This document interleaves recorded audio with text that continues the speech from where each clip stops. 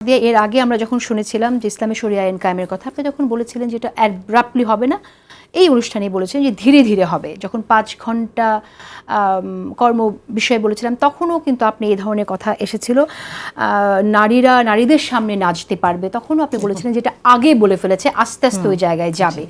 আস্তে আস্তে কিভাবে যাবে? তার মানে এটা জুলাই সনদের যে সংস্কার হচ্ছে, হ্যাঁ ভোটের মধ্যে দিয়ে এটা জিতে আসুক, জিতে আসার পরে এটা বাস্তবায়ন করার পরে কি সেখান থেকে জামাত ইসলাম সরে যাবে? কারণ জামাত তো তাদের প্রত্যন্ত অঞ্চলে ভোটারদেরকে এই প্রতিশ্রুতি দিচ্ছে যে জামাত দাঁড়িপাল্লায় ভোট দিলে জান্নাতে যাওয়া যাবে। না, এটা শুধু জামাত দিচ্ছে না, এটা বিএনপিও দিচ্ছে। বিএনপির দু একজনের কাছে শুনেছি, আমরা এটা শুনতে চাই। আমি সম্ভব হলে আমি আসবো আপনার কাছে, কিন্তু আপনাকে এটা এগ্রি করতেই হবে, আপনাকে এটা এগ্রি করতেই হবে যেটা জামাত ইসলাম ভীষণভাবে দিচ্ছে। জামাত ইসলাম যে দাঁড়িপাল্লায় ভোট দিলে পরে, আমরা একজনকে দেখলাম শোকজ করা হয়েছে, সুকটান দিলে সুকটান দেওয়ার পর দাঁড়িপাল্লায় ভোট দিলেও সে ভেস্তে যাবে, তাকে শোকজ করা হয়েছে।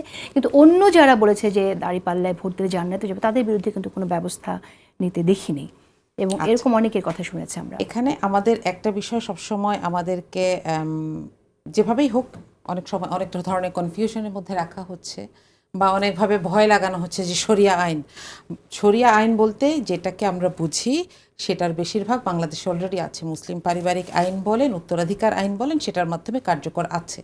শরিয়া আইন এমন কোনো আসমান থেকে আসা জিনিস না যেটাকে আপনি ওভারনাইট এখানে এসে সব কিছু বদলে দিতে হবে, বিষয়টা সেটা না।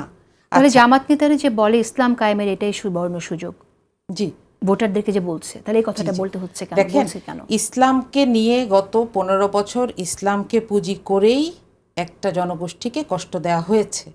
সেখানে মানুষ ভাষায় বই রাখতে পারে নাই। আমার বাসায় কোরআন হাদিস ছিল, নিয়ে গেছে এবং বলেছে আপনি কেন জঙ্গি বই রেখেছেন, তারপর 1 মাস আমি বাসায় থাকতে পারি নাই। ওকে, সেখানে যদি আমি এখন মানুষকে গিয়ে বলি যে আপনি নিশ্চিন্তে নির্ভাবনায় আপনার ধর্ম পালন করতে পারবেন, আপনি আমাদেরকে ভোট দেন, এটাতে তো দোষের কিছু না। ইসলাম কায়েম এবং নিশ্চিন্তে ধর্ম পালন করতে পারা বলার মধ্যে তফাৎ আছে। ইসলামকে পুঁজি করে আগে মানুষ, আপনি তফাৎটা কি বুঝেন?